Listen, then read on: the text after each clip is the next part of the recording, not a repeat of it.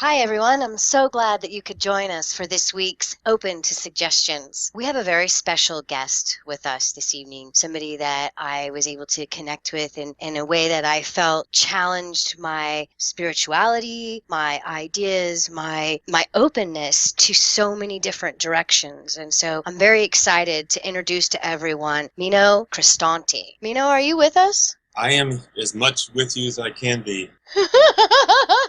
Well, and that's doing pretty good, I think, on this planet. And then, if, Rhonda, are you with me? Rhonda, I'm darling. here. I just mastered the mute button. You know that mute button. Oh, I knew that's what it was too. So I wanted to say it like I was going to start singing for you, but you Thank you. came back Thank on you. too quick. Yeah. Oh, good.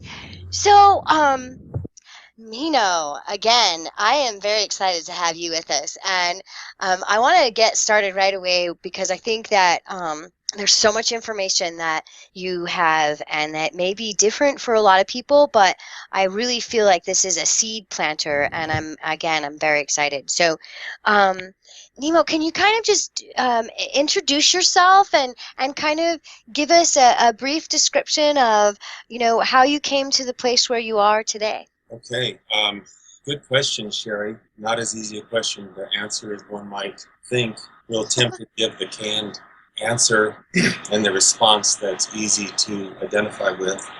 Uh, but essentially, I am first and foremost have a musical life.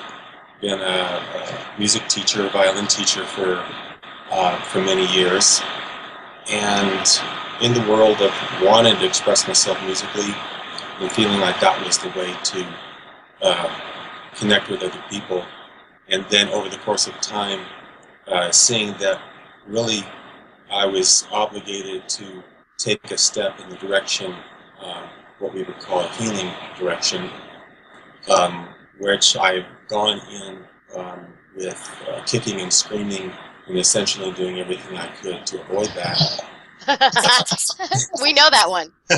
And fortunate enough to get into a line of work that was related to music and performance, and then over the course of time, finding that I had something to offer other people in the department of healing and music. And so finally, I came to a point, I guess 5 years ago, where I decided that I needed to find out more about tuning, in musical tuning, discovering how it was so instrumental, as it were, in performance and my whole perceptive capabilities. And from there, moving into my first experiences in remote healing. Um, so In what? I'm sorry, say that to me again. I missed that last part. and then moving into experiences in remote healing Yeah, okay, good, yeah. folks. So I have this experience that it's becoming increasingly more challenging to differentiate between a musical experience and the healing experience.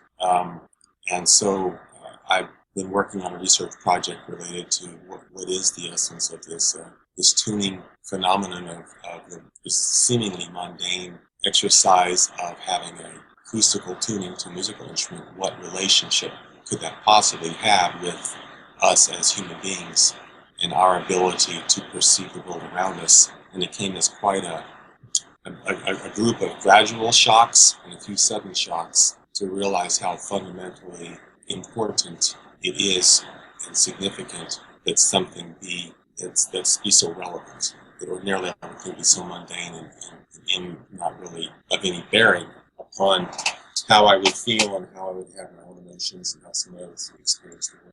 And I think we've had this discussion about the toning and the vibrational frequencies that you're using, and I was surprised because I had been thinking and probably repeating I don't know how many times the fact that I had believed that Hitler changed the vibrational wave of music, electricity, all of these different things, and you gave me some interesting and very good background on that.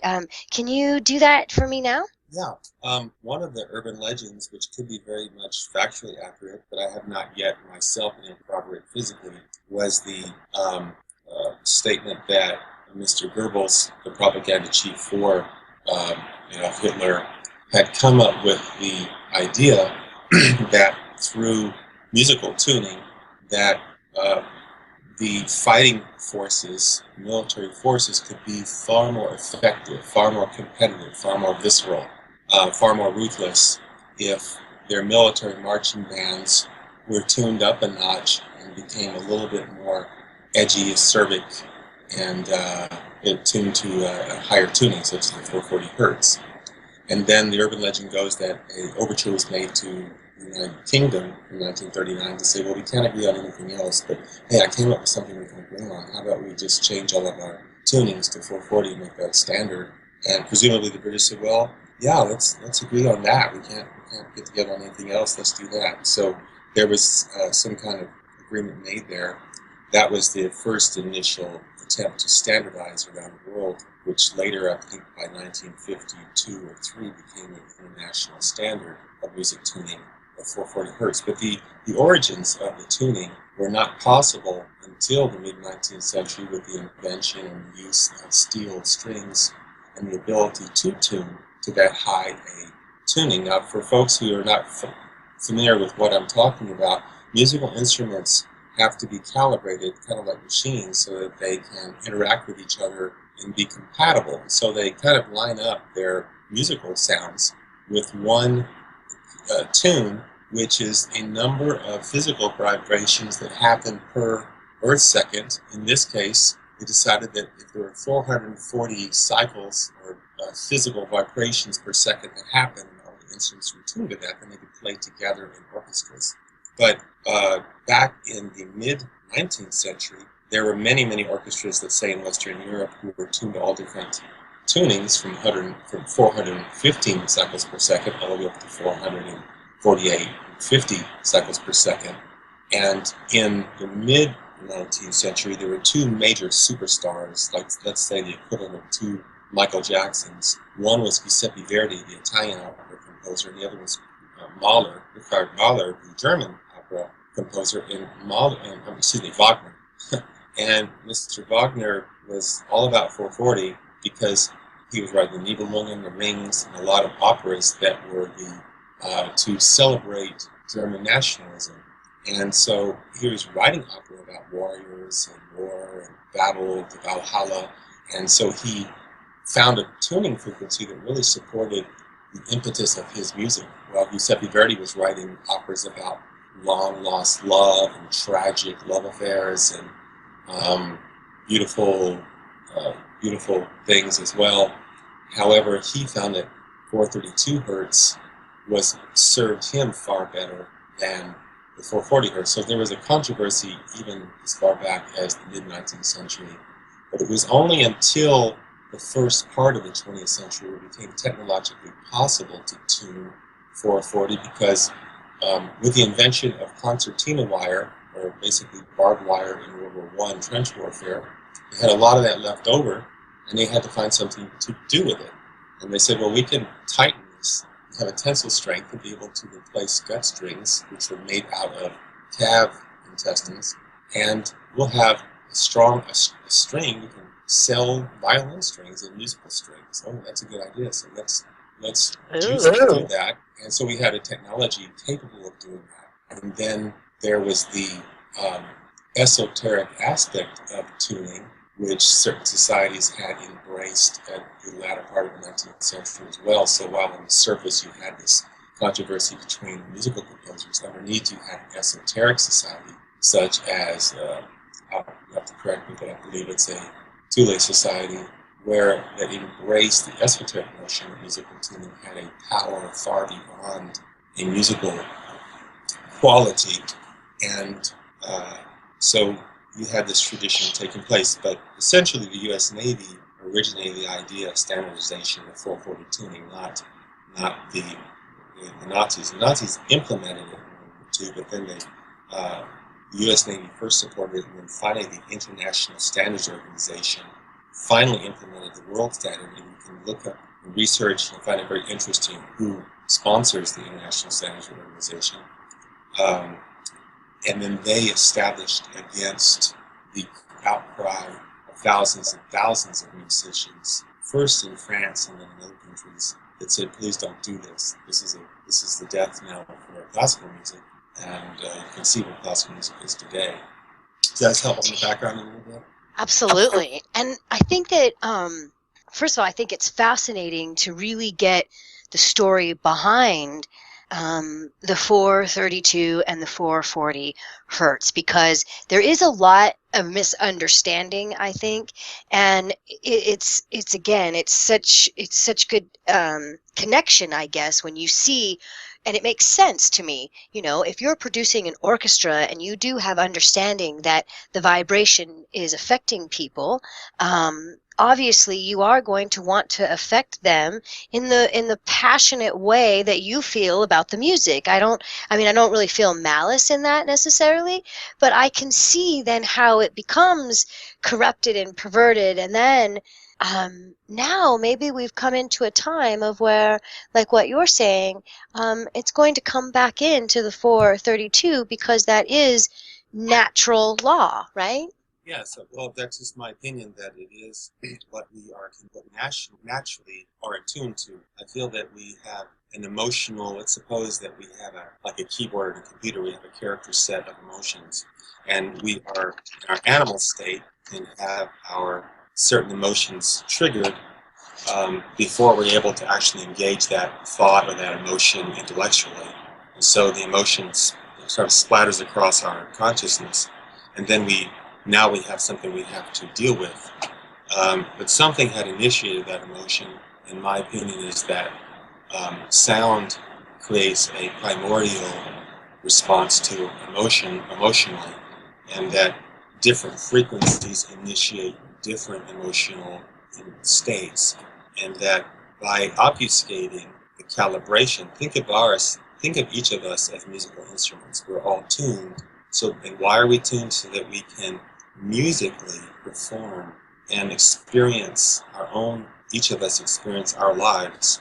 And emotion is a critical part of how we do that. But if we can't experience our own indigenous emotions, so I'm making the point that just like native tribes in a native tribal land, we have emotions that are native to us.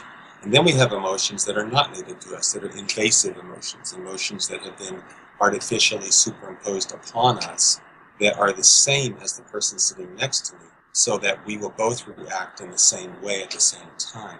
And this is a very useful purpose of having standard tuning such as 440 hertz. It's very, very close to the tuning of 432 hertz, so it's 8,000ths of a cycle off from what traditionally we have been acclimated to. So let me say very, very briefly why we might be acclimated to 432 waves or mechanical waves of consciousness per earth second. It's because light behaves in a similar manner, because it iterates at the square of 432. If we're going to use the British measurement unit system of miles, so 432 square miles is very, very close to what we call the speed of light. So I'm looking at us as photonic beings, or beings who essentially are receptacles and storers of Earth, of sunshine, and that's how we function directly or indirectly. And we're calibrated that way because that's just where we live. And so sound primitively imitates what's already happening to us in other physical areas and energetically. And I'm putting forth the concept that there's a symbolic resonance that happens. In other words, if something physically resonates in our physical world, that in an energetic world, there's a sister resonance that's going to happen in a symbolic manner, so there's a kind of relationship between what happens here and what happens, quote, there, which really isn't there, it's still here. So I'm looking at that and saying, wow, so 432 is really the cat's pajamas. It's really, why do I identify with it? Why do I have a deeper emotional palette to draw from when I'm playing music, performing music, or hearing music in that tonality? And why should such a very minor change make such a difference? Well, it makes the difference. And that's the kind of the message of being a human being.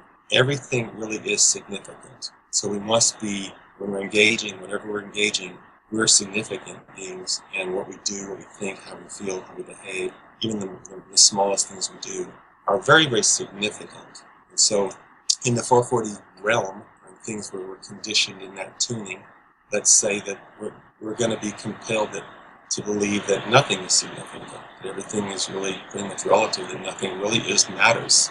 So everything is temporary, nothing is really significant. Our conversation right now really is just some conversation happening somewhere. It's one of millions happening at this moment, and who could care less what the contents of the conversation are? And that would be listening to 440 tuning, let's say. So when I'm looking at tuning not just acoustically, but how's it affecting a person emotionally? I love that, because this is one of the things that I think is so amazing is that when you start talking about the 432 and the vibrational wave of the body and the universal vibration, which is, to me, that's what it is. When you start talking about pretty much everything on this planet vibrates at that hertz, all of a sudden it puts into perspective to me that what you're saying with tone and how our thought process actually is processed out, I guess, is very much having to do with the cells in our being. Is that an accurate? Yeah, I'm going to that everything is, let's just look at everything as if it were a wire. That everything, every relationship, let's look at it as one point and another point. And you're a point, I'm a point. And we're going to connect. At that point, there's a ray that's going to establish between you and I. And now that ray, that line, that point, that whatever's happening between those 2 points, whatever they are, they could be the diameter of a planet. Let's say one edge of a planet, you run a diameter through the center of that planet to the other end of that planet. That is a wire that's going to resonate. And so the essential resonance of that sphere or that body is going to resonate at a frequency, let's say a physical frequency in this case, that's going to be whatever it is. But whatever that resonance is, and it's even true for 440, that physical wire, just look at it as a physical wire in 2 points, it's going to behave in a specific way that basically harkens back to 5th grade science and harkens back thousands of years to the device used to tune ancient musical instruments called the monochord, which essentially was one wire with 2 points. And you pulled that wire and it would change its state. And the way it changed its state just so happens to be the factors that you multiply to reach 432 iterations in a second. So I hope this makes a little bit of sense. So suppose you pull a wire and it goes from left to right. So that's 2 states, the left and the right. But what happens almost without exception is that as a result of that action, something has to happen in response. And so then you see a waveform that has 3, let's say, nodes or edges of a parabola. So it looks kind of like a snake. So it goes left, right, and left. At that point, that group of 3 now divides. It splits like a cell. And now 2 groups of 3 iterate at near the same instant. And then 3 groups of 2 groups of that group. And as you multiply those iterations, you start to resonate 432 instances of a certain state of that wire in a certain period of time. In this case, 1 second, 1 second. So, in essence, you have a certain phenomenon happening that I won't bore people by going further into at the moment. Essentially, all wires behaving the same way, regardless of what they're musically tuned to or what their matter is tuned to. So a planet's going to resonate the same way, no matter what its size. And that makes sense. Oh, I'm sorry. That makes sense with the connection, right? Like when people start talking about everyone being connected and how this planet is functioning and how we are part of the universe and on and on and on. I mean, to me, this is a very a very easy breakdown, because when you start talking about the 432 hertz, and then you introduce the fact, to me at least, that the 432 hertz also includes a certain amount of pressure, and all of these other things that are included, right, that are dimensionally layered.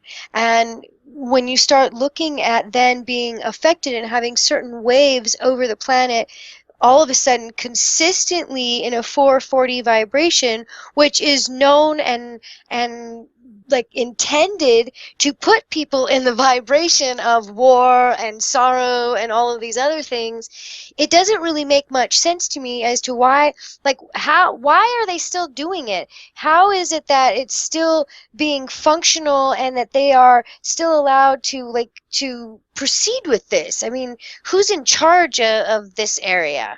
That's a really good question, and I don't have any type of answer right now for that. I think that I would say that each of us is in charge, because no one is actually gonna force you into a moment to. No one's going to compel you to, for instance, listen to a recording at a certain tuning. If you really wanted to and did a little homework and research, you could come up with a way to have a different kind of tuning, or to entertain that something's not right here. Why do I have to have so many recordings? Why can I never be satiated? Why is it the more I listen to certain recordings, the more I have to have?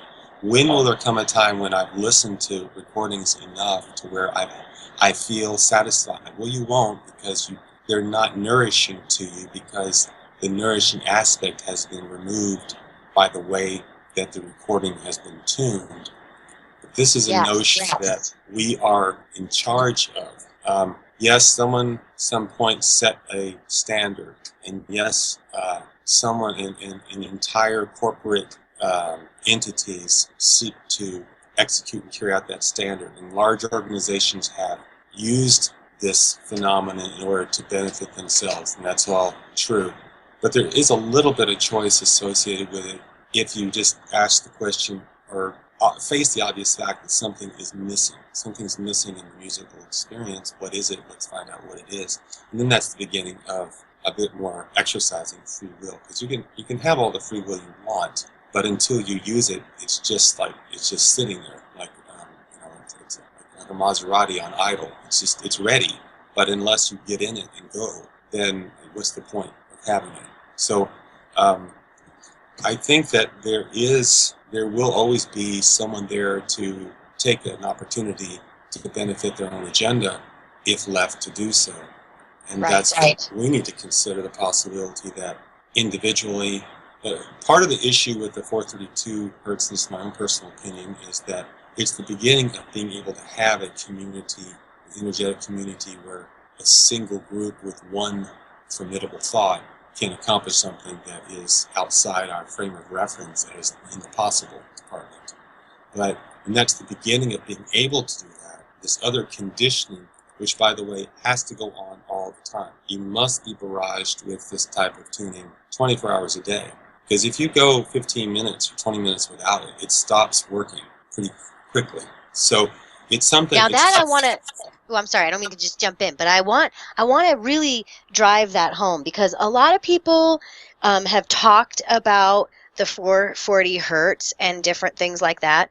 But again, one of the things that I loved about our conversation earlier was that you gave me the history, but then also you gave me this great information, like what you just said, that if you get yourself out of it, in 15 minutes, your body starts regenerating, right? It's like it's an amazing thing. That's why it makes so much sense when people go into the mountains, or when they go out into the country, or they go kind of away, even though they're still exposed, but it's nowhere near the extremes as being, in commercial public areas.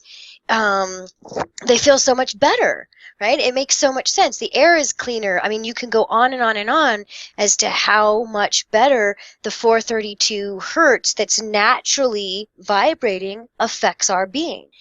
And so I want to real quick, I want at that note, and I don't want to completely, I don't want to stop talking about this, but I want people to hear that tone. You had sent that in, and it's just a 6-second vibrational tone of 432, so that people can kind of get an idea of how simple that and how wonderful that one simple sound is. Yeah, let's try that. Let's do that.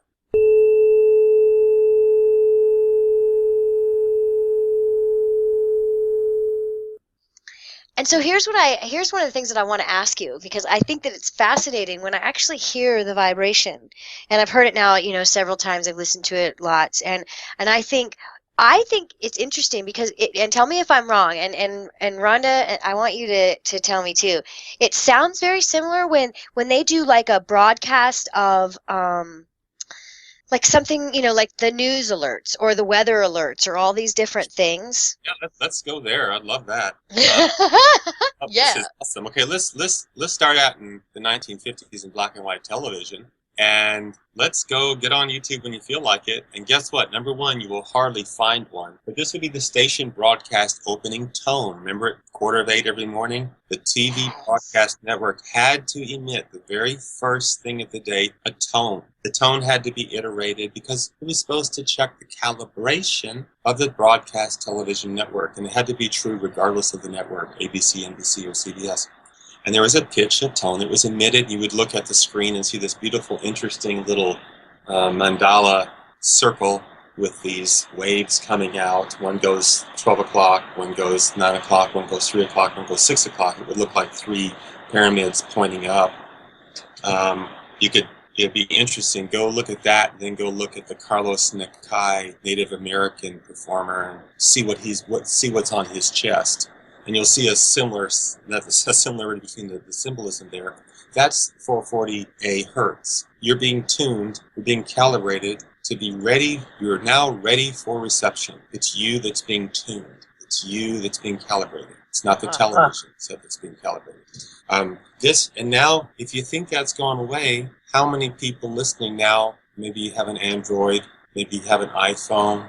I know you don't, Sherri, but a lot of people do. And what is the default ringtone tone of an iPhone and has been? Well, it's 440 hertz, of course, because you must be programmed. You must be ready to receive. If you go into a casino and you go to a slot machine and you listen to the tones on that slot machine, well, guess what the central tone that's being emitted through the entire area is? It is 440 hertz, plus or minus. It's a little bit sharp, and we'll get into why that would be and how useful that would be. I'm not saying people understand why. This is what the standard is. That's what they've implemented. And they've either done this advertently or inadvertently. But the point is that it's a very consistent implementation of this 440 tone, and even a relationship with the original dial tone of the Potts lines. So this is one of the things that, I'm sorry, I just don't want to lose this, is that one of the things that you had mentioned to me before as well is that the video games that are being played, and this actually kind of, it's two different subjects in a weird way, I think, but it's like the video games are also vibrating at this 440, correct? Is that? Well, you'll have the largest growth in pop music has been in video game music production. If you get Halo, then that's basically like the theme from Gone with the Wind. I mean, you have just hit the jackpot as a film composer or as a music composer if you get the jingle or the sound or the theme from like Zelda. The theme from Zelda is a huge hit. But that's 440. And what I'm putting forward is a possibility to consider that we are a very, very useful species, a very helpful tool in the implementation of a certain manifesting any kind of reality you would like to create. If only the energy of each individual human being could be harnessed to accomplish that goal. So what I put to you before was, imagine a world in which in one part of the world, there are millions of young men playing an online video game, ages of Pepto-Bismol, let's say, I don't want to use the actual name, and they're playing a game of war, and they're playing a game of violence and death. But then on the other side of the planet, their counterparts are actually living that manifestation. So what I'm saying, the relationship between an online game and an offline, an on-world game, because those people are manifesting all of the emotions and fears and all of the sense of all of the aspects of a violent behavior, what you experience inside, that's going to manifest physically with someone else, someplace else. So what if that could be channeled in a way that could be very effective for your own ends? And that's how I'm just drawing it. I'm just saying this is the pervasive aspect of being Absolutely. emotional tuning. But if you're tuned to your 432 tuning, and that's just a departure point. I'm talking physically. It's a region. It's an area between 430 hertz to 435. It's not a. I'm not proselytizing or saying evangelizing that has about the precision of a specific sound frequency. I don't think that's actually what's happening. But this is a departure point. This is the point where things come into focus and you begin to see things a little bit more clearly and fully than you did before. And so they're asking in the chat too, like about different types of things, it was the Windows tones. I was repeating off of a cell phone, but the Windows tones, the computer tones, the things that that takes me into the internet, Mino. Am I jumping too far? No, that's where it's going. I haven't researched those particular tones, and I welcome anybody to use a tone device like an iPhone called ClearTune to determine what is the frequency of that pitch, and that would be really interesting to explore. But it's been historically a very useful standard to follow, and we need to start questioning every standard that we're following. Anything that we're following, including Twitter, we need to ask a question. Is this what is going on here? What's happening? Just ask the question.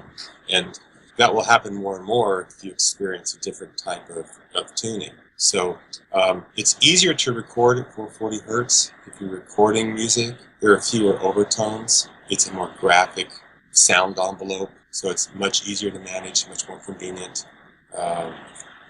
And we can get rid of all that unnecessary emotion. Just, play more with greater precision, greater accuracy. And who cares about how you feel, right? You don't want to get distracted by all those silly emotions. And that's essentially the road toward where we've been going for quite some time. Well, and I think it is interesting to me because I know that most people think I am off the chart with a lot of different things because I don't have a cell phone. I don't know really many people who don't. I don't really know anybody else who doesn't have one. But to me, it's not about like, okay, well, I'm standing strong against the man or any of that kind of weird stuff. It was really that I am sensitive. And these vibrational tones that you're talking about, they do something to our cells. They do something to our bodies that is undescribable in my reality, but you have, and I know I'm jumping here I'm going to want to jump back into the internet, but I want to go into what these vibrational tones, because that's where we were, actually do to the physical body and the cell, because in what I do with the cellular somatic system, in bringing up things that are stored in the body and allowing it to release, right? These vibrational waves that are coming, if they're hitting the body, right? Can you kind of give a description like you gave to me earlier about the cell? Yes. Each cell, let's think of it as a soul that needs to communicate, wants to be in a community with other cells nearby it. And if they are each thinking they're all alone and they're just inanimate little globules of ecto and endoplasm floating around like we think of them, that's how we manifest them, then they really can't be what they truly are, which is something far more than what you can see under a microscope. If you can bring them together as a community, and they're attuned in a way that they can be aware of each other, now you have a person, a human being that is on the way to a tremendously healthy life, because we're all healthy together, or we're all sick together. We can choose. But we're not, some of us healthy and some of us unhealthy. Eventually, all of us are going to be sick and all of us are going to be well. Because we're all essentially all iterations of one cell. We're all basically all different versions of a single cell. So all of them are all different permutations, all different possibilities, but essentially we all share the same common aspects. And so and we're all iterating and we're all vibrating, basically changing from one state to another and back to that state again. By that is what I mean, vibrating. And if we're all vibrating alike, then we're going to be, and if that likeness means something, we all can't just vibrate arbitrarily at any resonance. It needs to have significance that goes beyond whatever that relationship is. So if you introduce another frequency that is not native to that organism, let's say, or that person or human being, then that's going to shake you loose. It's going to break the Jesus bolts. It's going to shatter that bridge. The Tacoma Narrows Bridge is going to fall apart. You won't be able to sustain a frequency that's not sustainable. So I want to break this down really quick because, and I want to make sure that I'm understanding it, because you also have another description that I'm going to have you give. But it's the thing with the cell and being able to when this 440, right, when you're talking about it changing the emotional aspects of people, basically, I mean, it's like it, and bringing in, whatever it is of the story of that vibration. It's like, if that becomes trapped in the body, right? If there's a place within us that takes on that vibrational story, and it repeats within us over and over and over again, right? Which this would make sense as to why it would be, as they push these waves, and if intention and not intention, whatever it is, every single thing that we're using these days is based in that 440 hertz, and it may simply be laziness. I mean, I'm not gonna. I don't believe that, but I think that I've seen a lot of crazy stuff. So, but for whatever reason, it's not good for us. And I think that if we can start to take a look at what you're saying about the cell. Right, exactly. So essentially, if what an emotion could be looked upon as a storage of something, kind of energy. And the thing about energy is that essentially it's there to be used. It's there to be released. And if you can't let the cell can't express itself, then it's going to store that expression until it can't do it anymore, in which case it's going to express in a detrimental way to itself and to others. So it's going to destroy something rather than improve or create something. But it's going to do one or the other, because the emotions will be known in one form or shape or another. Something's going to happen as a result of that storage of that energy, in this case in the form of an emotional state. We experience this as a feeling as it passes through, and we experience something, and we're able to have, that's how we essentially know that we're alive, because we're having an emotional experience. But when our own indigenous emotions, our native emotions, the emotions that actually do come from ourselves, through ourselves, and from ourselves, then we cannot have that experience. That gets stored in the cellular, tissue, and that's going to turn into something pretty gnarly sooner or later. It will, because it will be expressed in one way or the other. However, meanwhile, we're listening and hearing and giving attention to, because listening and hearing is simply giving attention to something. We're acoustically giving our attention to something. If we look at a light, we're visually giving our attention to something. And anything you give your attention to, us particular human beings, unlike other folks, can manifest something immediately upon seeing it or hearing it. Something just starts to happen as a result of our conscious awareness of anything. And that's why we're so interesting to so many different kinds of people. So essentially, so I have a quick question about this because I want to jump into, there's two areas now that I want to jump into. One is I still want to go back into the internet, and now I wanted to go into this other beings interested into us, right? Because that's a whole other deal. But the question is, what is all the the uproar about the 528 hertz? What is that? Do you know about that?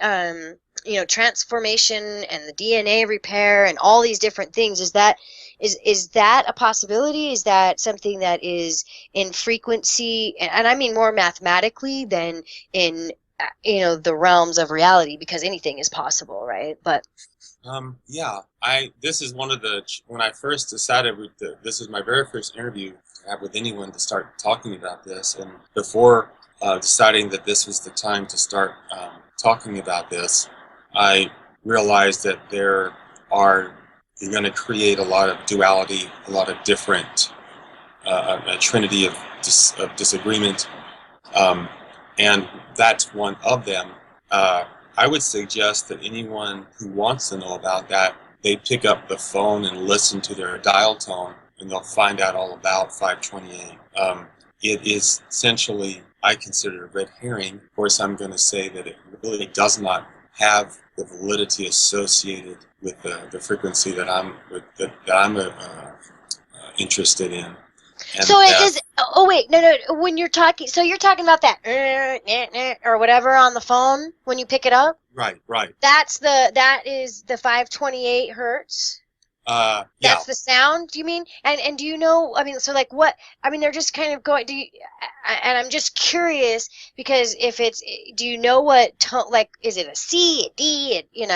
Like musically, does it have a tone that is something that they would put? I mean, that's an annoying freaking sound to me. I think it's been called, and someone can correct me, the love frequency. It's been proselytized by some folks out there, and I feel really, and there's a lot of doctrine associated with, and I think Rhonda brought it up about it's one of the creative frequencies. And I've tried out the frequencies, and I don't really feel it's any more creative than I was before. I just don't have a natural affinity to it. So, and if I don't have primary knowledge of it, I'm not having affinity to it directly, then I'm going to call it good automatically. I'm not, and I'm also not going to say, oh, it's okay, it's all good, because it's not all good. It depends on what you explore and determine individually. I would just put it out there and say that I don't think that it has validity. I think it's actually, I don't know that it has a purpose, but one of the effects that it has had is to simply to distract people yet again from the poor little old 432 hertz, which is not, it's come up with something else that you can actually copyright and own and produce and promote, and it's a lot more interesting to come up with something that you can get behind in that regard. Whereas 432 is a universal aspect that just, it exists in nature and throughout the cosmos.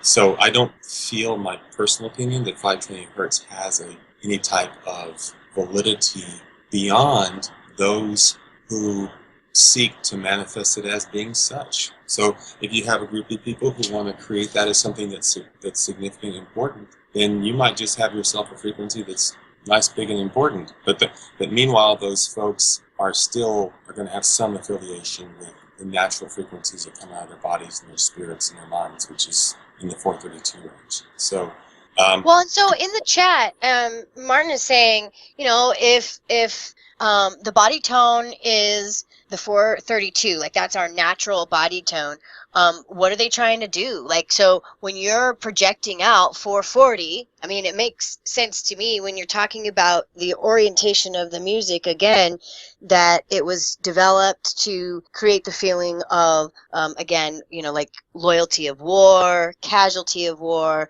all of these different sadnesses and lowest vibrations possible. So can you just kind of explain again, like, what do you think that they're trying to do with it? I mean, just in your personal opinion. What's very effective with it is the following. If you're tuned to 440, because it's not of our native calibration, we're going to respond to that as if it's an intruder. It's almost like an infection. So our body's going to respond to that sound. Our spirit, our soul is going to respond to the sound as if it's an infection. Let's suppose that vibration is kind of like our body, that we're just vibratory bodies. And a vibration comes along that's an unhealthy vibration, where our vibratory body or energetic body is going to respond to it just like in a metaphorical way, the way we observe viruses and infections to affect the physical body.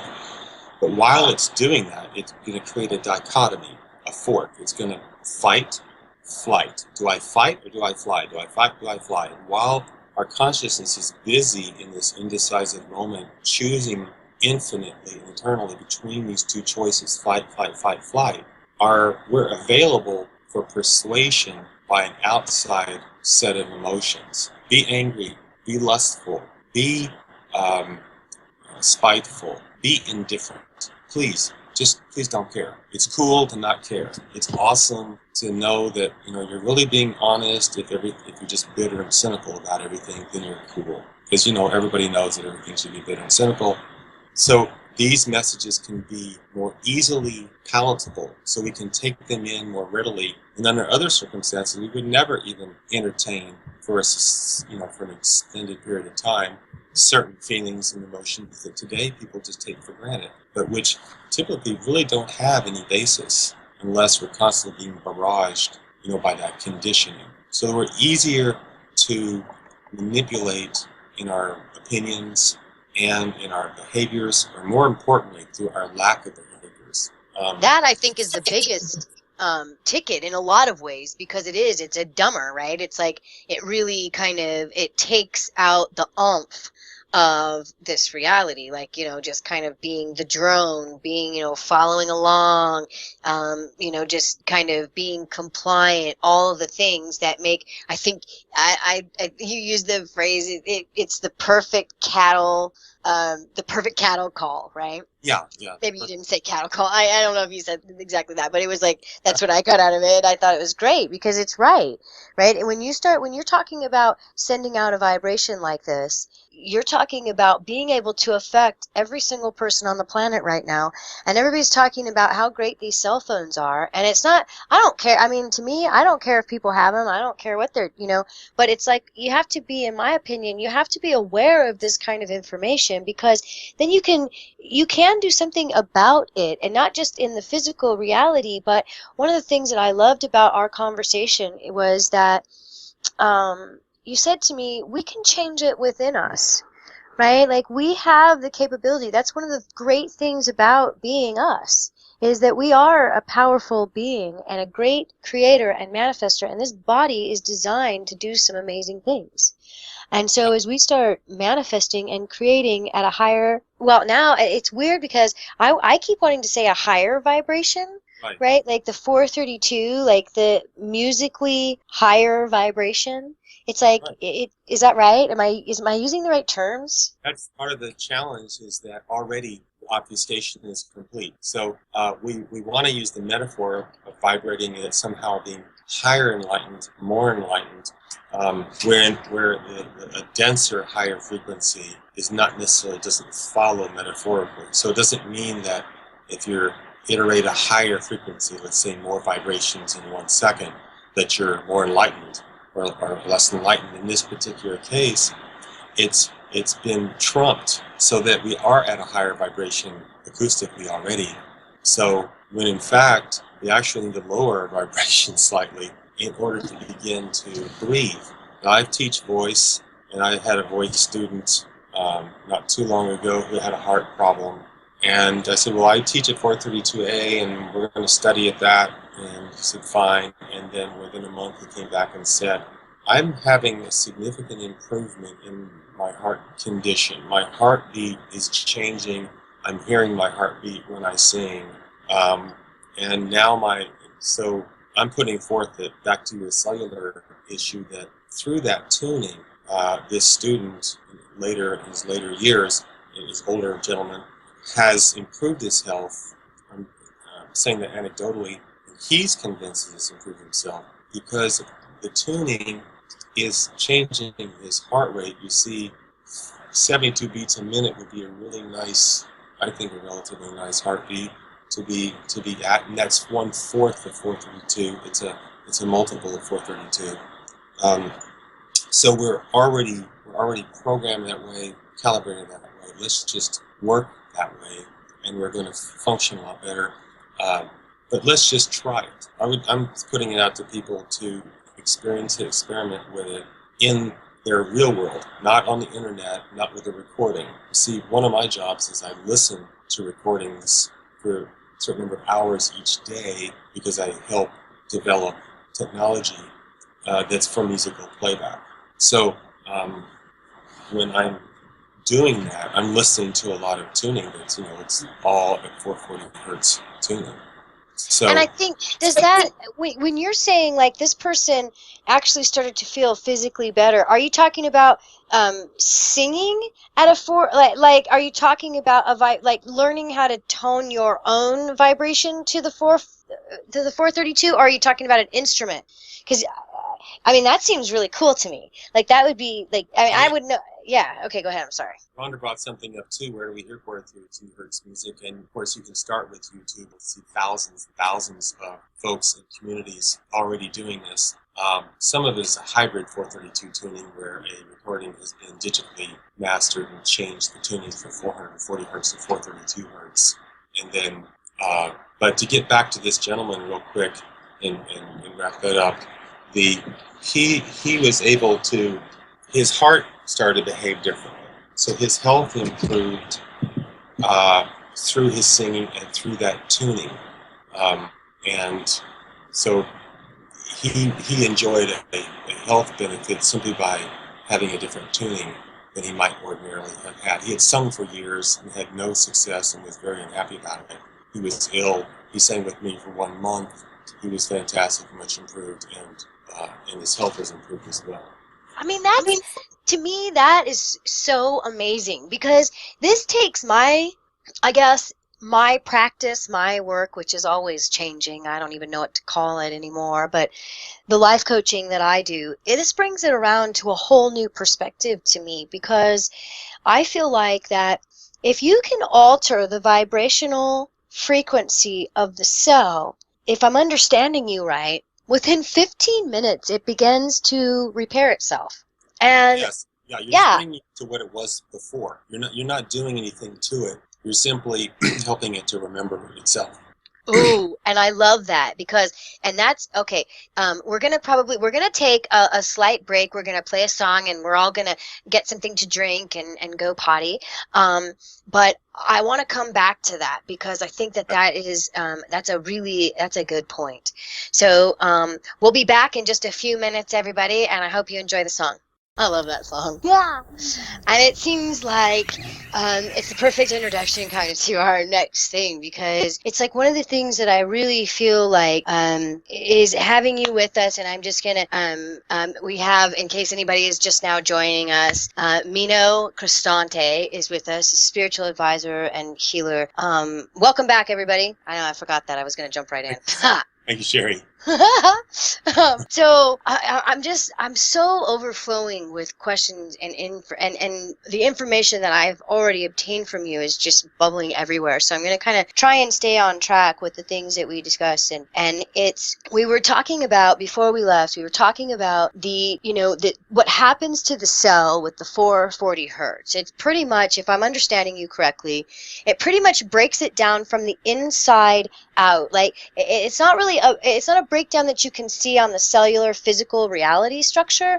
It's more of a breakdown on the inside, like splitting that wire and letting it just spin out everywhere, but yet there's a couple still connected, so that it's like it's still in motion, right? It's still in movement. And so that kind of that takes me into a whole place of, again, why would this be going on? What is the purpose of this? And you said something to me, well, like with the internet, everybody thinks it's such a great opportunity. And I agree. I mean, I do my business through the internet. I do this show through the internet. We've connected to thousands of people. It is an amazing thing. And I think that that's how it originated. But again, it's one of those things that when you have people with intentions and they see an opportunity, it's like, bam, what can we do with this? And so you kind of gave me an explanation to that earlier, and could you do that for me again? Yes, like about I think the internet is a tool, and so are we. So, Yeah, yeah, you hit it. when you're offered something that seems like it's wonderful, and when someone offers you the most beautiful, wonderful beads that you've never seen before, and sticks that make fire, and all they're asking in return is an island, that's called Manhattan, then I would be wary of that, how cool it might seem at the time. The web is exactly what it is. It's a web, and we are flies, to be caught and to be used and done with as someone might see fit. However, since I am a fly, I'm going to make the best of it. So the wonderful thing about the internet is many wonderful aspects to it. But guess what we live in? We also live in an energetic net. Okay, and why don't we focus on that too? I mean, so if we're going to spend an hour a day on the internet, let's spend an hour meditating on the real internet, on the real community, on this world. Because while we're busy in that interior virtual world, you better believe somebody else is in our world taking care of business. So I'm just saying, wherever you put your attention. I really like that you said that, because this then can jump us right into another direction of when you say, when we check out, basically, right? When we get into an internet, when we get into our phones, when we get into the video game, when we get into the things that pull our attention, our consciousness, right? Right. There are other beings here on this planet that are, again, they aren't connected to these things. They're not interested. That's not in their vibrational reality probably at all. And so what a grand opportunity. Not even out of malice, I don't believe, but what a grand opportunity. And what do you think that does to people? Because this is another big deal that we discussed, is that, everybody's talking about aliens and, and other beings and ghosts and all of these other things. And you gave me a very grand description of this. And so in going in again to the 432 hertz and understanding that the light and the ability of physical reality is all broken down into that universal law. I do think that it's an important tool, a key. It's a clue. It's a big cheat in the video game. You know what a cheat is? When you type in a certain keystroke and suddenly you have God power in the video game. Yeah. You want. 432 is somewhat like that. It is it is enlivening and enlightening tool to see things, I believe, in a more accurate manner. It doesn't mean that you need to be a source of fear or consternation or unhappiness every time you play some tune that's played at 440. I'm just saying that if you venture out and explore in real world a physical musician playing at that tuning, you're going to have a completely different experience than what you've had before. And it may take a while for you to become aware of it, but it's not something that can be intellectually argued and be successful in an intellectual case. It's because it doesn't really exist in an intellectual world. It's something that you have to experience firsthand in order to become, acquainted with it enough to intelligently talk about it. So I think what we talked about before was the internet and the history of the internet in a nutshell, and how it evolved to what it is today, and really what it consists of. And we talked did you want to talk about that very briefly, or No, yeah, I do. I do. I kind of jumped because I wanted to take the opportunity to go into that a little bit. But yeah, please, because that was an important part of what we talked about, and I feel like that could give people a little bit more understanding of what you're talking about when you're saying, when they're giving you something for free, you need to take a look, right? And this breaks it down. So yeah. Yeah, and I'm just of the opinion that when something seems to be so grandiose appears to be, there's one thing they want in return. It's your free dumb. You're dumb, and it's free. Free. So, I would say that, and I guess you might call me elitist or someone who is a little bit off the beaten path, but same way you feel about cell phones, I have a problem with, my relationship with Facebook. I just don't get involved with Facebook. I just feel like anything that, several billion people are doing at the same moment, it's just got to be wrong. So I just have a problem with that. That's a challenge I have to deal with. It. I feel icky when I'm on it, so I don't really participate with that. And that's the choices that we have. The thing I was saying before is that we're part. Why is the internet? Why has it evolved now? Why did it emerge now? Why is it running now? What and how convenient it would be when you have an entire species getting ready to have critical consciousness mass because of the sheer number of consciousnesses and the ability, if drawn together as a community with one formidable thought, what could be accomplished.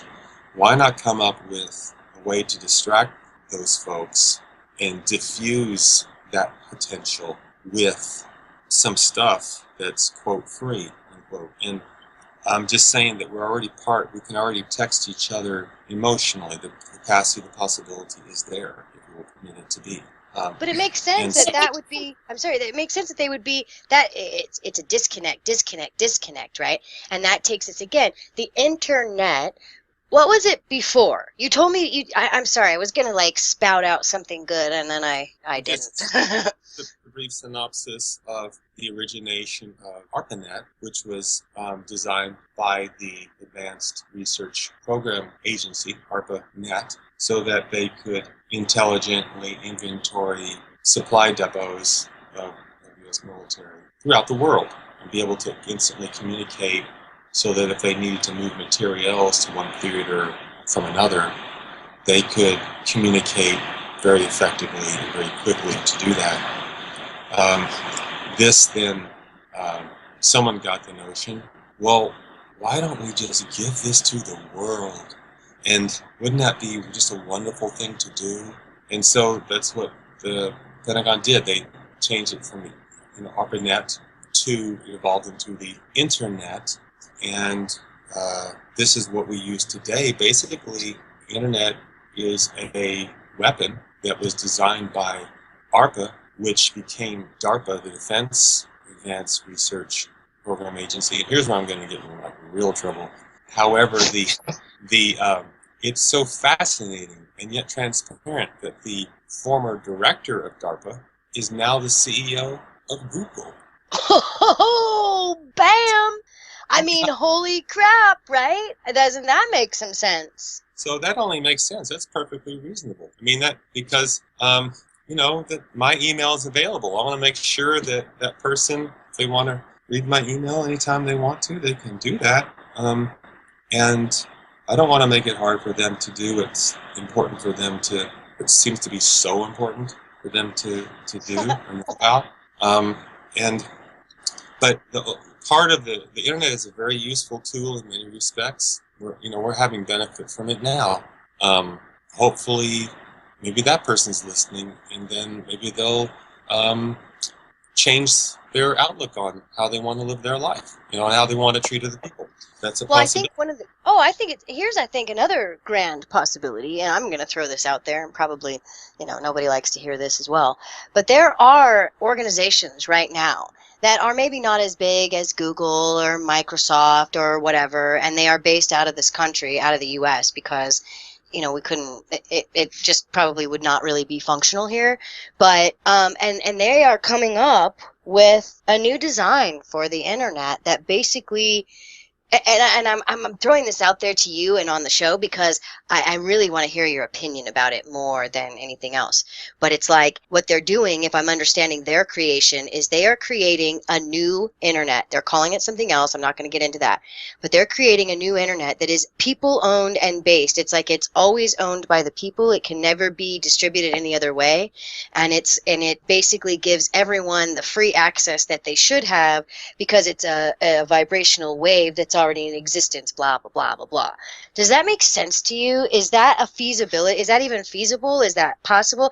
What if they jumped onto the 432 hertz and because nobody else is using that really, all of a sudden there's grand capability, right? I mean, is that feasible or is that crazy? No, that's happening. It's already being implemented and researched by the Germans, who were very upset Ms. Merkel's cell phone was tapped and all of her transactions and behavior was being tracked by some foreign intelligence organization that they didn't appreciate. And they probably wouldn't have cared if they'd been asked. But since they weren't, there's other technologies to implement into what they call the network layer, or the networking layer of the internet, how it physically works, to be able to use existing infrastructure and be able to create a new way of communicating, probably in a way that anonymizes all transactions. By transactions, I don't mean financial ones. I mean every transaction, everything we do is a transaction. My computer talks to the Microsoft Skype system, and it talks here, and they transact data back and forth. It's not just transmitting. I mean, this I just learned, and I think this is going to be, and I'm sure you know this, but maybe a lot of people don't because I didn't, is that it's all put into the same cloud, right? And maybe you can define what a cloud is because I don't really understand it. I know it's a place that holds information, but it's like with these, with Microsoft and all these different applications that are coming out to help people so much with their health and on and on and on. It's all put into the same frickin' place, which I think, again, probably originally was for a marketing technique and then be able to sell that information. But it's gotten to be so much more grand because everybody's using it for everything, right? I mean, they're practically putting their DNA into it. Well, the cloud is essentially what is in our mind.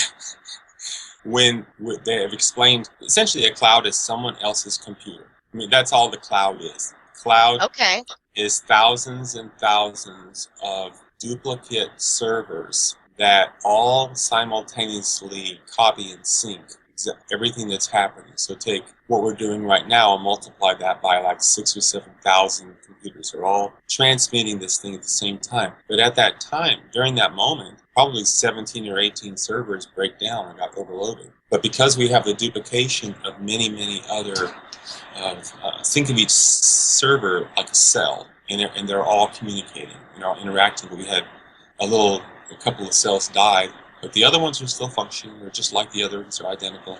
So we're still going to have this conversation.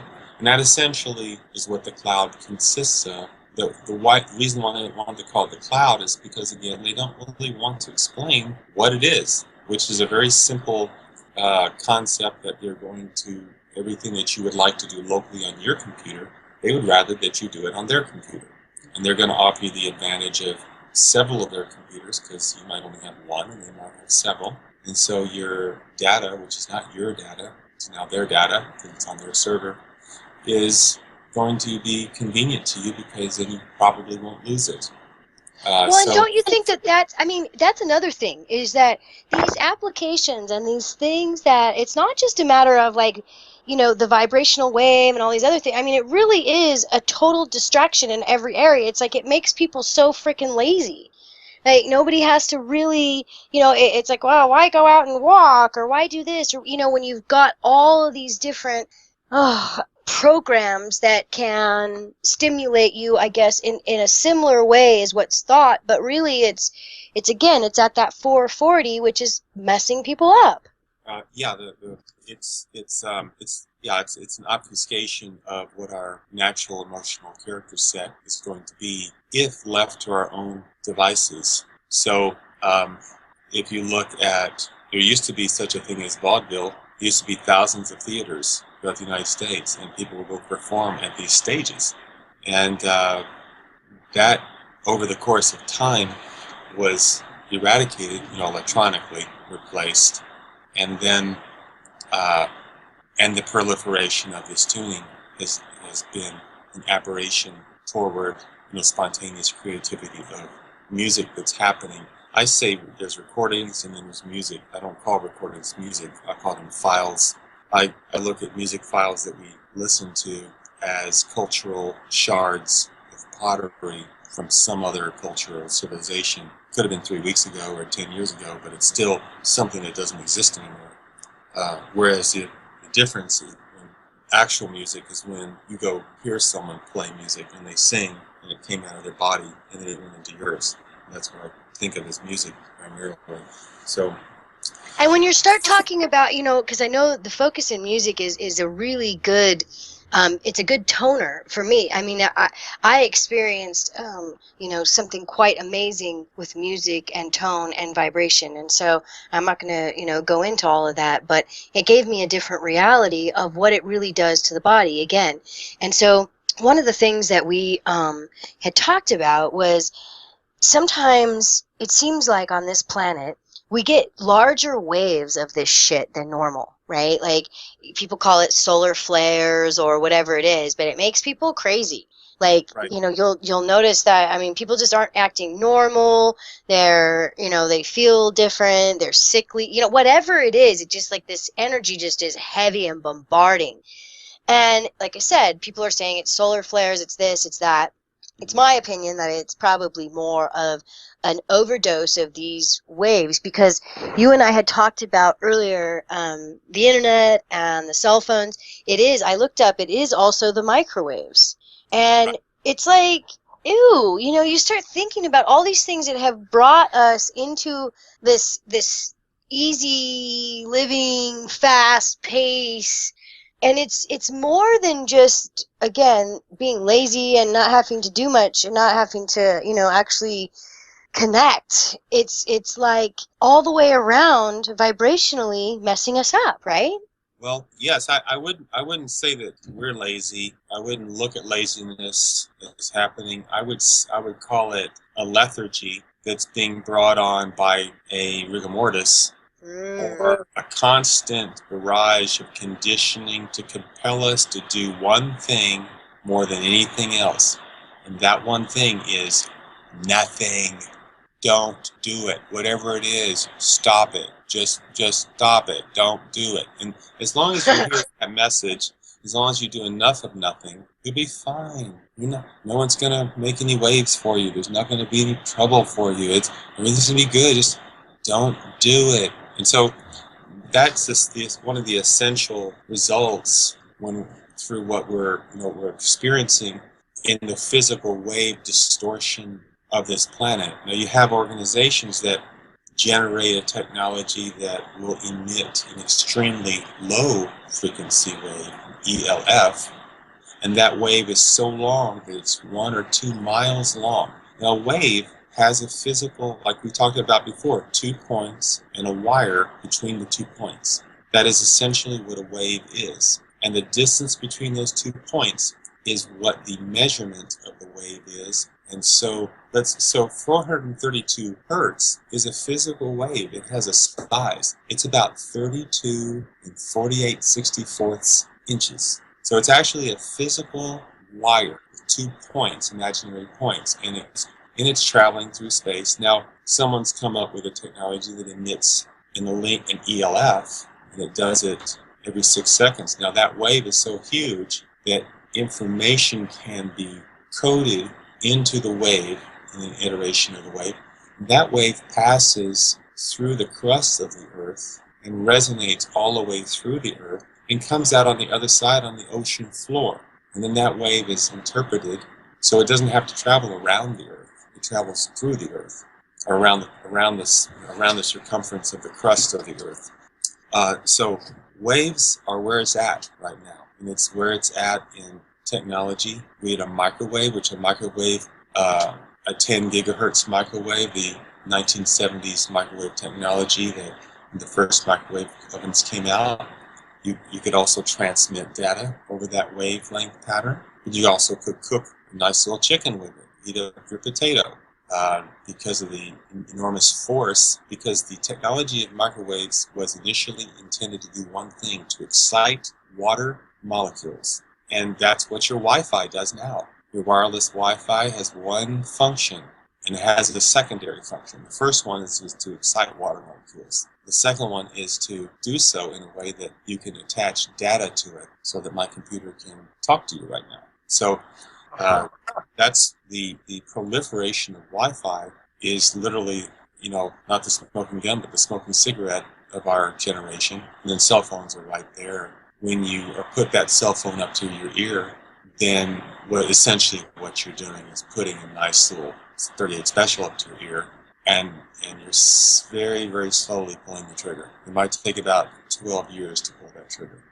But essentially iterating your brain with waves that it operates at. The brain works at 10K, 10,000 hertz, and it works at 16,000 hertz. It has different frequencies that the synapses function at as you have thoughts, have feelings, and iterate. And what about, so is that anything that's connected, so like a headset or anything that's using the internet is running on that frequency, is that right? You could say that yes, the datagrams that are coming in and being resynced, they're being synchronized into a device are at they have to come in at a frequency, and they're going to use a very high frequency depending on what you're using. If you're using a USB or a serial cable, network cable, they're all in different standards, ISO standards, so that everyone can be on the same page with the technology so they can integrate with each other.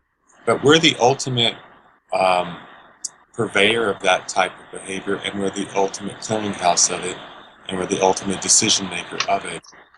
And our awareness of it can negate it to a tremendous degree.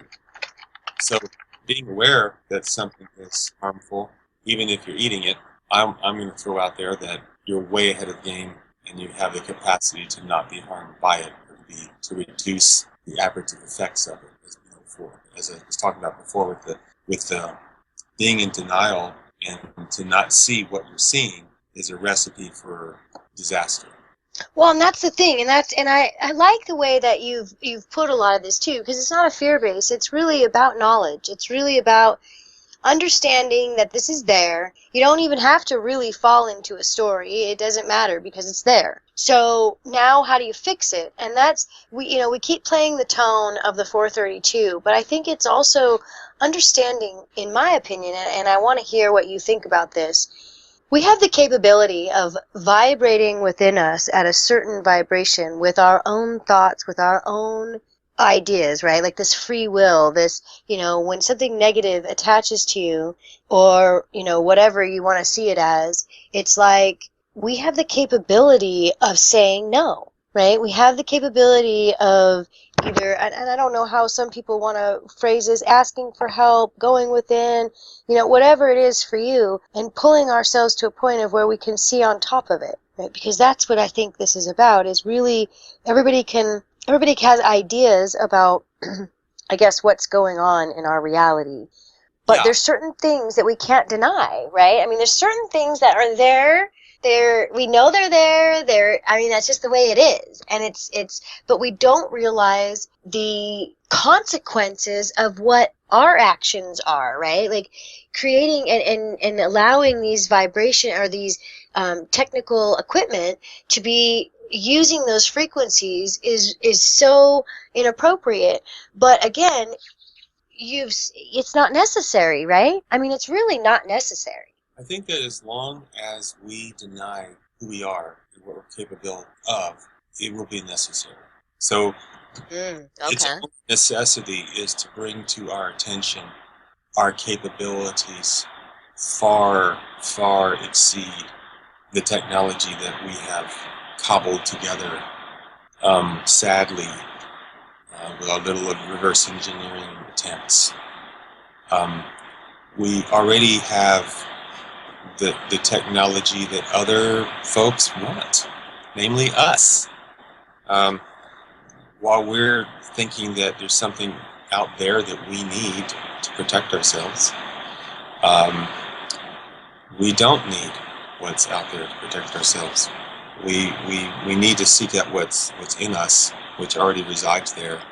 And that just comes from, first of all, willingness to acknowledge that it is there and that it is possible. So you got to allow something to be possible first, no matter how ridiculous or crazy it is. In fact, the more crazy and ridiculous it is, you definitely want to entertain that notion a few extra minutes, because it's probably got something going for it. I think who was the fantastic artist? Starts with a D, and someone can tell me his name. I'll just throw it out there in my mind. But the fantastic surrealist artist is something like he said, the secret of my success has been that it's always been a secret. Um, Ooh. and he's the wonderful surrealist artist whose letter of his name starts with a D, with the wonderful mustaches. It's not Da So, Vinci, is it? the gentleman he's basically from the early 20th century, late 19th century artist whose name escapes me at the moment. I can't help you. I am not. I don't know. Yeah. I mean, I know what you're talking about, but I mean, as I said, the only artist that I know of with starts with a D would be Da Vinci, and I don't think that is who you're referring to. I'm so crazy, dude. However, that's kind of where I'm headed, and I think part of the technology that we're facing is part of its usefulness is Ooh, to somebody in actually the chat said Dolly Salvador. exactly that's it. Oh, yay! Thank you, Captain. So that's what I was talking about. Thank you. So that Mr. Dolly, I think, said the secret of my success has been it's always been a secret, and Brilliant. and part of the surrealism of a new world vision, the way that let's have not a new world order, let's have a new world outlook, and in which it is desirable to be us. It is desirable to be willing to consider the inconsiderable. It's willing to explore the inexplicable for more than 3 minutes before it's thrown into the trash. Right. And just opening everything back up, right? Yeah, and that's just that's a spiritual courage that is worth practicing now, because we're going to move into a time that is going to test that, it's going to rely on that. So those who are pursuing that craft are going to be putting it to the test. And those who have been ignoring it are not going to have a toolkit available to them, because as you see, there's just increased insanity that we experience in our daily lives and over the very colorful and creative newswire and the media that is constantly seems to be creating a new and amazing story that we want that want us to believe and engage with and participate in and manifest. Because where you give your attention and how you spend your day, when I'm spending time practicing, just finding that wow, my tuning actually makes a difference. Just changing my tuning. Wow, why is that so significant? Well, there's other things in our life that are just that significant by just simply changing them a little bit and not basing them on what we're being told, what we're being suggested to us through fear. If you don't think that, then something bad's going to happen to you. Just whatever stimulates your fear, I would be very skeptical of its origin, whatever it is, and that would be a way to be more emotionally tuned. You're better tuned emotionally. I just happen to find that this particular frequency tuning is very, very helpful in that regard. And there are probably other things that can be done as well. So, are you there? God, I'm sorry. I'm like talking away with my mute on. I think I do this in every show. Anyway, because I stand up, of course I have a headset on, which now I'm thinking about the whole time, blasting my brain. It's one of the things that I think bringing it to the consciousness and having discussions like this, if people can just do like what you're saying, if they can just open up their mind a little bit to, well, maybe it's possible. I think that kind of opens up a space to where the information can come in. It's like, the Indians sitting at the bay that couldn't see the ships.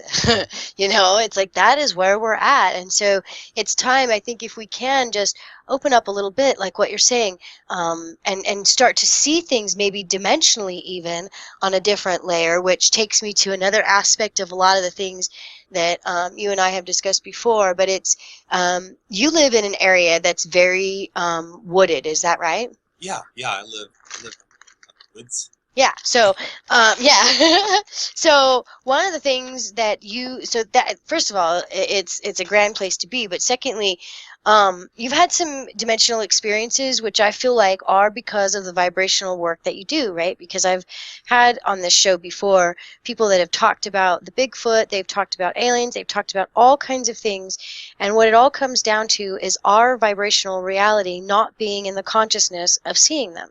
Right, exactly. So, can you kind of tell me what your experience with that has been?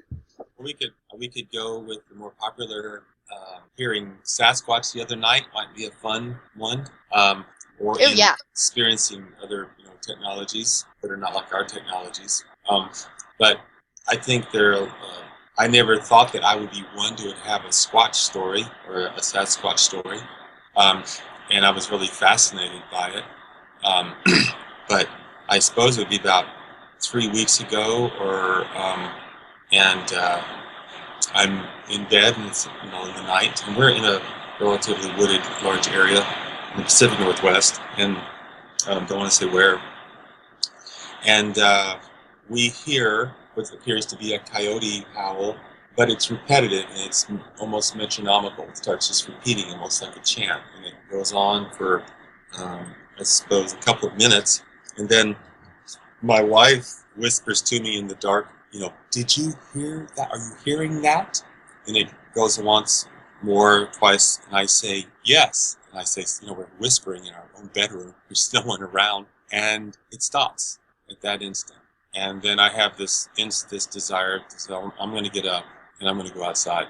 And so I get up and I go outside, and then it starts up again. And then I go out on the porch, and then of course I get this kind of this inspiration, this intuitive inspiration that says, "Okay, I see you, but don't get off the porch. Okay, I see you on the porch. I'm getting it, but don't get off the porch." So of course I've got to get off the porch, right? So I have to take a step off the porch because, hey, what I'm experiencing, it's just my own imagination, right? So then, of course, I get quite a little pulse there that says, yeah, that wasn't a good idea. So I go back inside, go back upstairs, and my wife's been sitting in her bed. When I come into the room, it stops. It just stops right then when I come in there. So I keep this to myself, and then a gentleman at work, my day job, recounts a story of seeing a very large, upright, says, I think I saw Sasquatch run across the highway, Sunday night. Or I think it was on the weekend night. Well, it was the night before I had our audio experience, Sasquatch. So we were very skeptical about it. Now, that's about 19 miles. And then there's Hood Canal, and then he probably had his view of it as he was going down the highway at night, and it ran across the road. It had 4 steps, and it was across the highway in 4 steps, and it moves extremely rapidly. You saw its headlights just whoosh, just like 30 or 40 miles an hour, just moving, and it's large. And he's a very no-nonsense guy. He's a very tough ball of wax, so he's not like me. Okay, I'm willing to go anywhere, think anything, do anything, imagine anything, talk anything. Whoa, I'm going to do this, I'm going to do that. He's a baseball coach. He's a football coach. I met him, and so I have to say that you are absolutely right. I mean, you would not see this person as somebody who's going to say on any level that they saw this if it wasn't true, And his big self is going to be in your face if you tell him he's lying. So he's about what he's about. And he's not going to buy anything, but he's also not going to back down if he sees what he saw. That's what he saw. And then for me, was most interesting was that we then had our audio experience the following night, and that was about 30 miles away. So it was across the Ridge Passage in Hood Canal in the Pacific Northwest, in the foot of the Olympic Mountain Range. And then he's coming back from there that night. Then we're across the water, and we just hear that the next night. And so to us, that was a really, to me, it's a phone call. It's that, okay, wow, you get to hear Sasquatch tonight. Thanks. You're open to the possibilities of that. Okay, well then I'm I'm transmitting on the Sasquatch channel, and now you're obviously are tuned into Sasquatch channel, so you're going to hear me coyoting it up tonight. But then what was amazing to me is that he could hear us, and we're talking about a different kind of being, a different kind of person, someone who stopped because of my thoughts, because they responded by stopping what they were doing, and that was, I found, one of those. That's a moment where I was saying to myself, "This is surreal. This is ridiculous. This is preposterous." Therefore, I'm going with it, at least for 5 minutes. I'm going to go with this. I'm going to explore this. I'm going to allow this to be possible for a limited period of time, and then for it to hear his story like the next day after that he had already experienced it on the weekend. It was a little bit, whoa, it was just the synchronicity of it, the serendipitous nature of it is often a fascinating aspect. I call it camouflage logic, where you can observe a phenomenon happening, but there will always be a parallel explanation to camouflage what's energetically taking place. It's just the nature of, we're not going to be able to objectively have awareness. Everything that we experience is going to have to be individually subjective. So imagine we've got a problem with science, and is it going to be a successful undertaking as a methodology when we discover that we really can't even rely on objectivism as a valid tool for discovery. Ultimately, we'll find that didn't work out too well. So that's the weird fascination with this being, which obviously exists, but he has a spiritual aspect, or she has a spiritual aspect too, not just this enormous physical capability, but something that can communicate maybe telepathically as well. Which would make sense to me, when you started talking earlier about different beings on this planet. It makes a lot of sense to me if you've studied about quantum physics and understanding dimensional layers. The whole vibrational wave, again, the 432, depending on what vibrational wave you're at, I think, and maybe it's about the essence of your being as opposed to being on this planet. Does that make sense? Like, that's why it's not a conspiracy. It's not a hiding as to why you don't see them. It's because they're literally vibrating and living and existing in a different reality, right? I mean, if you think about the dimensional layers, and that would be the vibrational waves, right? Maybe. I would definitely think of it that way. The way I considered my tuning would be that if I tune a certain frequency, then there's certain things I'm going to feel emotionally that I won't, and there'll be other emotional experiences I'll have if I'm tuned to a different frequency. So let's think of those calibrations as a realm. So we're looking at A, because all of our other frequencies that we tune will be calibrated to that particular tonic, that particular pitch. And so that's why we're kind of focusing on that particular number, that particular pitch. If I change that, then what I'm putting forward is that a whole different group of possible, a world in which nothing really matters, everything's arbitrary, everything's random, everything that happened to the guy down the street could easily just happen to you or me, just like anybody else, and the statistics are true, and the way to know things is just simply to measure things statistically. And so that's a 440 realm that we're talking about. That's the realm in which you and I are probably most familiar with, and it's the one in which I'm the weirdo because I don't fit in that way. So I've got to keep my nose clean. I better keep my mouth shut. I better not talk about this kind of thing, because in that realm, that's just not something that exists. But when you start to tune differently, what I'm putting forward is that you'll see those ships out on the water. It won't just be trees coming out of the ocean, and it won't be just the witch doctor that can see it. But you'll be able to see it too. And then you'll be thinking and feeling differently with a different musical tuning. Are you kidding me? I mean, this to me seemed just preposterous. But having many violin students over the years, I began to notice that I could tell how they were tuned by their attitude when they came in the door. When they were tuned to 440, if it was a little flat, then everything was their fault. They want to quit. They want to give up. Oh, it's so hard. Oh, poor woe is me. They came in there a little high strung, a little high tuned, a little sharp in their instrument, so their violin. Then everything else is everybody else's fault. It's your problem. I'm impatient. I'm in a hurry. Why aren't we getting results? And so the whole tuning, that whole dichotomy started to bloom in the 440 realm. But if you start to tune the 432, that collapses. You no longer have this person who's, why just throw it out there. Possibly there, a lot of musicians, just by virtue of being musicians, they're really a lot of them are just really messed up. I mean, they're messed up folk. Did they come to music because they're trying to heal themselves? Well, maybe, very likely. I think I count myself among those. But when you're exposed to that frequency more than anyone else for prolonged periods of time, yeah, you can better believe that you're going to be messed up. And that's the way that's my opinion. And that's why I'm interested in an alternative kind of tuning.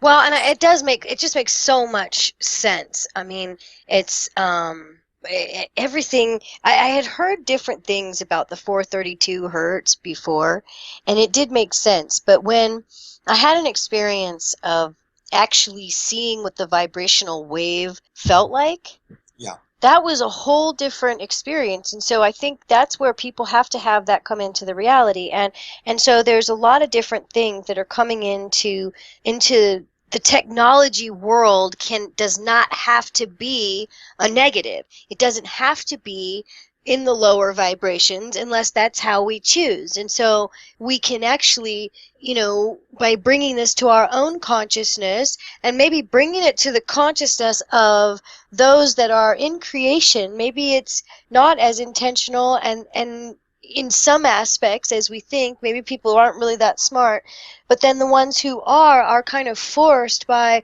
the social agenda, right, as opposed to their personal agenda.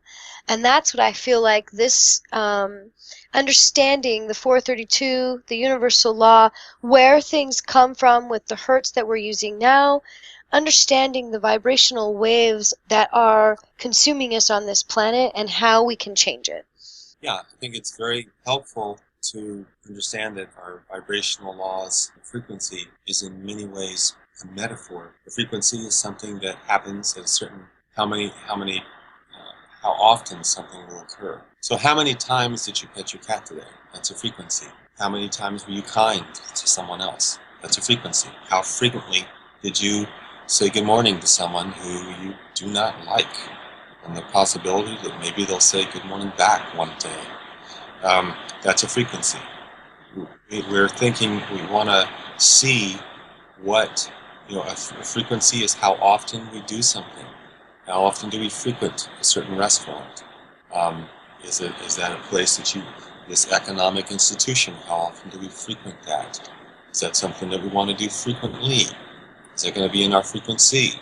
So frequency and raising the vibration is a very critical and important metaphor, but it represents something a lot more than a sound. And that's what's intriguing to me. The more we let things be possible, such as that, and there will be, for someone who is going to try out even this tuning, something so apparently mundane and innocuous and arbitrary, they're going to get their world rocked. Their world is going to rock, whether they like it or not, if they try something different. So, Yeah. So that's what I'm interested in, is just simply people considering an alternative way of, experiencing music and other things. Well, I think that it's fascinating to me because alternative ways of listening to music, alternative ways of meditating. Like, I really liked what you said about if you're going to be connected to the internet, okay, we get it. We're going to be the fly, whatever. But do something else. Get outside, meditate, participate in other things that are not connected in that way, that can allow us to pull our vibration, if we choose, out of the 440, recognizing when it's hitting us and changing the vibration from within, right? As we start to feel these vibrational waves hit us and it's not in our being, it's not in our character, there's really no explanation. Instead of falling into the story, I would say it's like just allowing it to flow, like what you're saying, like do nothing, like just allowing it to be, bringing it to the consciousness. I mean, to me, that seems to be what it's about. I think what I was trying to harp on before about doing nothing was Not that doing nothing is bad, but that a lot of the conditioning that we receive is the intention is to persuade us to not to do anything, to not think anything. Oh. Not feel, not to do in anything that we naturally would say, well, just common sense that they behave this way. Oh, no, don't do that.